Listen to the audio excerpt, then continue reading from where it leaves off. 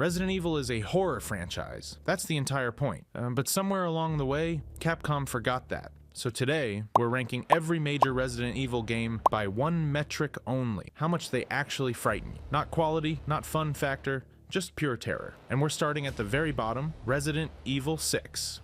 Somebody had to be last, and Resident Evil 6 earned this spot with the enthusiasm of a game actively trying to be anything other than survival horror. Released in 2012 with 4 entire campaigns, not one of them seemed interested in scaring you. The ammo economy alone tells the story. Earlier games made you count every bullet like your life depended on it. RE6 hands you ammunition like candy at a parade. Vulnerability? Gone. Leon's campaign actually tries for about 15 minutes, deliberately echoing the original Mansion setup. You can squint and see a horror game in there somewhere. Then the Javos show up. These enemies mutate into increasingly ridiculous sci-fi creatures that look more like rejected anime villains than biological nightmares. The camera pulls back, movement speed cranks up, and the melee system gives you so much combat agency, you're basically an action hero wearing a horror game's skin.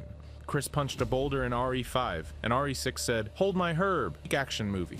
Absolute 0 on the fear scale, but at least RE6 knows what it is. The next entry genuinely thinks it's still a horror game, and that's almost worse. Resident Evil 5. Here's the thing about horror. It needs one ingredient above everything else. Not monsters, not gore, not even darkness. It needs isolation. The feeling that nobody is coming to help you. Resident Evil 5 looked at that concept and said, nah, have a friend. A mandatory co-op partner, whether AI-controlled Sheva or an actual human, sitting next to you, fundamentally breaks the psychological equation that makes horror work. You can't feel vulnerable when someone is watching your back, healing you when you go down, and splitting ammo like you're at a buddy cop picnic. Every encounter becomes a tactical problem instead of a survival crisis. Then there's the setting. Chris Redfield's African campaign takes place in broad daylight for roughly 60% of its encounters. Clear sightlines. You can see everything coming from a mile away, which is, not ideal for a horror game. And look, over 13 million copies sold. Commercially, it's a monster, but that success cemented an action identity that fans still point to as the franchise's rock bottom for actual scares. Not the worst game, just the least scary one that still remembers it used to be horror. But at least Resident Evil 5 had the excuse of being a product of its era. The next entry on this list doesn't have that luxury. Resident Evil 3 Remake. Here's the thing about Resident Evil 3 Remake. It's not that Nemesis isn't scary.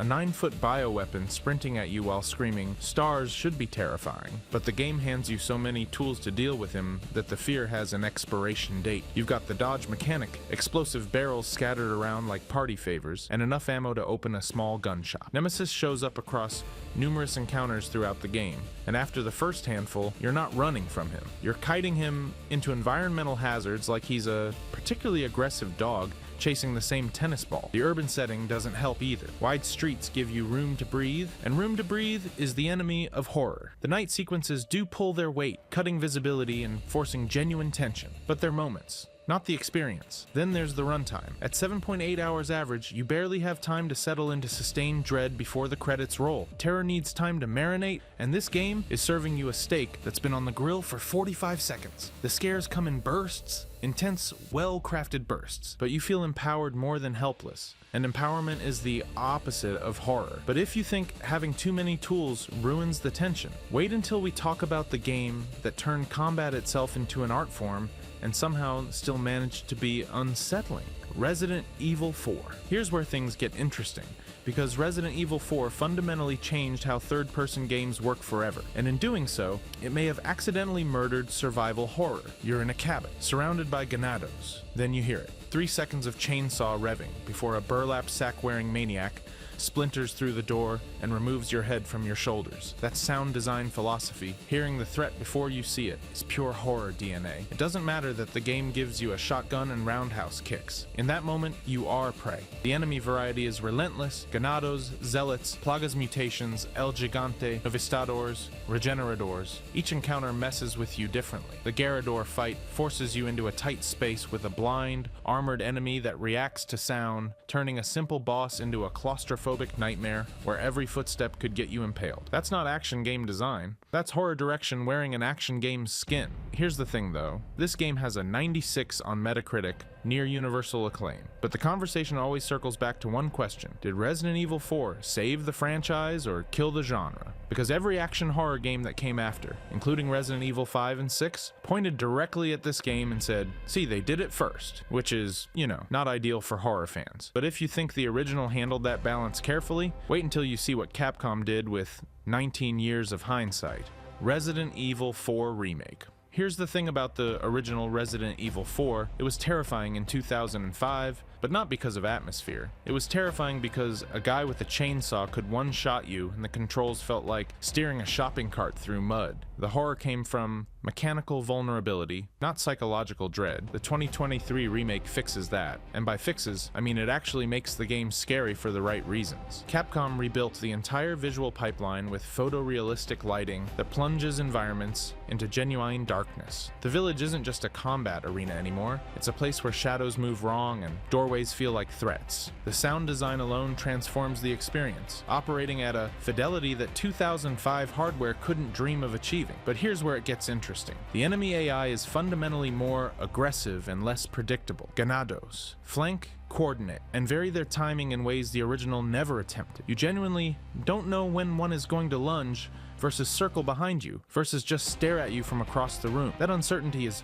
horror. Predictability is comfort. The Chainsaw Man encounter got a complete psychological overhaul. The audio layers and the rev of the chainsaw at varying distances, growing louder as he closes in. Your brain registers the sound before you see him. By the time he's visible, your fight or flight response is already spiking. That's precision manipulation. Puzzle design forces you to stand still in dangerous rooms while your peripheral vision catches things moving. Darkness creeps in where it wasn't before. Your safe space isn't safe anymore. Same game structure, completely different fear response. But if the remake proved that modern tech can inject horror into action design, the next entry tried something even more ambitious with that same philosophy: Resident Evil Village. Resident Evil Village has a split personality problem, and I don't mean Lady Dimitrescu's mood swings. This is genuinely two different games stitched together wearing a trench coat and pretending to be one cohesive experience. Here's the thing. The vast majority of Village is a gothic action-adventure game. You're blasting lichens, exploring castles, fighting giant fish monsters. It's fun, it's gorgeous, it is not scary. You have more ammo than a small militia, and the confidence of a man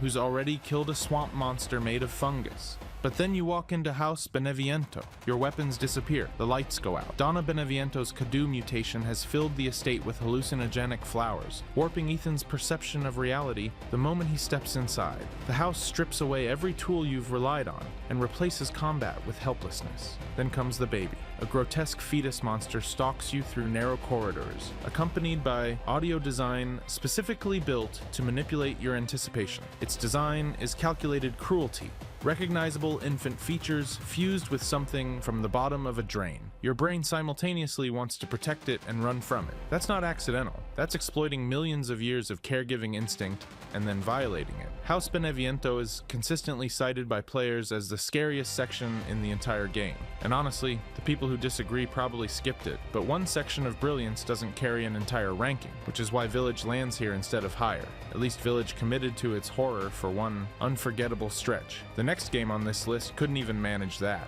Resident Evil 0. Nobody talks about this game. And honestly, that's a crime, because Resident Evil 0 might have the single best horror setting in the entire franchise. A train, a moving, claustrophobic metal coffin hurtling through the night with no way off. Here's the thing about the Ecliptic Express: you can't leave. Every other Resident Evil game gives you the psychological comfort of theoretically being able to walk out a door. Not here. You're trapped in narrow corridors with fixed camera angles creating constant blind spots where something horrible can lunge at you from off screen. The train rocks. The lights flicker, and you can hear things moving in the next car, but you cannot see them. But the real tension comes from a mechanic nobody else in the series ever attempted. You're controlling 2 characters with 6 shared inventory slots. 6. That's not resource management, that's resource starvation. Every single healing item you pick up means leaving something else behind. Every bullet Rebecca carries is a bullet Billy doesn't have. You're constantly doing mental math about who's more likely to die in the next room, and the answer is always both of them. The leech-filled train corridor is where Capcom showed their hand. Jump scares triggered by specific player movements, one after another. They mapped exactly where you'd walk, exactly when you'd feel safe, and they punished you for it every single time. It's methodical, surgical, almost mean. And that's just the train. The game hasn't even reached the training facility yet, but if you think being trapped on a train with leeches is bad, wait until you meet something that actively hunts you through an entire building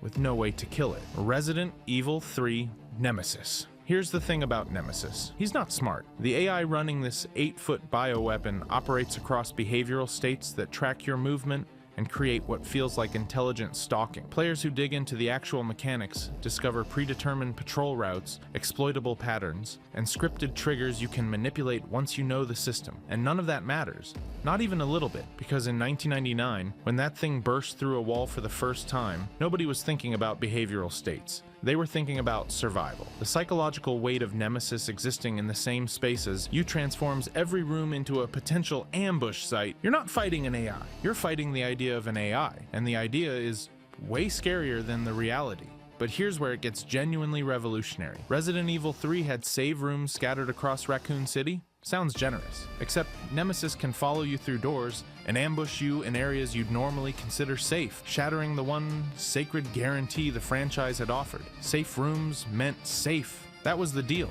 Nemesis looked at the deal, said no thanks, and kicked the door down. Then you've got the live selection system. Split-second decisions forcing fight or flight with barely any reaction time. You're layering mechanical panic on top of environmental dread, on top of the constant knowledge that this thing is somewhere behind you, following a route you can't see. The urban setting helps too. Previous games trapped you in mansions and labs. Raccoon City is open. More space should mean more safety. Instead, it just means more directions Nemesis can come from, but at least Nemesis follows rules, even if you can't always see them. The next game in our ranking abandons that courtesy entirely. Resident Evil Code Veronica. Here's something nobody really thinks about when ranking these games. Every other Resident Evil gives you the illusion of escape. Raccoon City has roads out. The mansion has a front door. Code. Veronica takes that away completely. You're on an island. Then you're in Antarctica. There is literally nowhere to go. The ocean surrounds you in every direction, and that geographic helplessness sits in the back of your brain the entire time. This low hum of dread that urban settings simply cannot replicate, but the isolation is just the foundation. Fixed camera angles mean you're functionally blind around every corner and doorway. The game is riddled with blind spots that turn routine navigation into a potential death sentence. And unlike later entries with over-the-shoulder perspectives, Code, Veronica forces you to walk into darkness on faith alone. Then there's the lighter. The game requires an actual inventory slot just to see in certain areas. You're burning a resource on the ability to not die in the dark, which is, not ideal. Resource scarcity compounds everything. You're splitting items between Claire and Chris across 2 separate campaigns,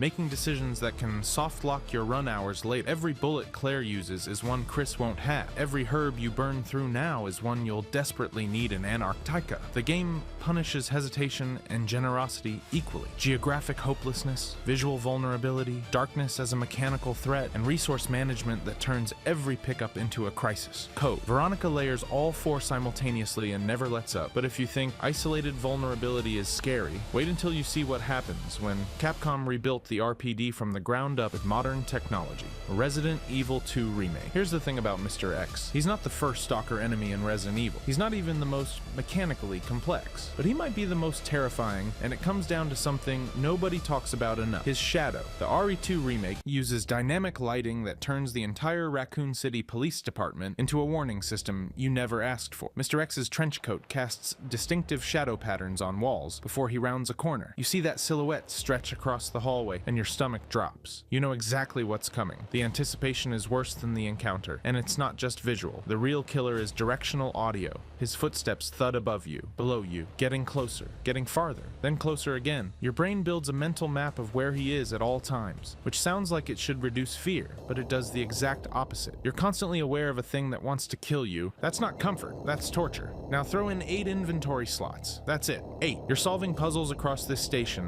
while a 7-foot monster with unpredictable AI patrol patterns stalks you through both scenarios. Every time you open your inventory to combine herbs or swap a key item, he's still walking. Still hunting. The 2-sense warning system, shadow plus footsteps, creates a paradox most horror games never achieve. Knowing the threat is coming makes it worse, not better. You're never surprised by Mr. X. You're perpetually dreading him. And dread is so much harder to shake than a jump scare. But if you think a single unstoppable stalker is peak Resident Evil horror, wait until we go back to where it all started, where the real terror was never a monster at all, Resident Evil. Here's the thing about the original Resident Evil. It wasn't trying to be the scariest game ever made. It was trying to be a game that worked on a PlayStation in 1996, and through sheer technical limitation, it accidentally created the most effective horror framework in gaming history. The fixed camera angles weren't an artistic choice, they were a hardware necessity. But what they created were dozens of blind spots throughout the Spencer mansion where anything could be waiting for you. You'd walk through a door,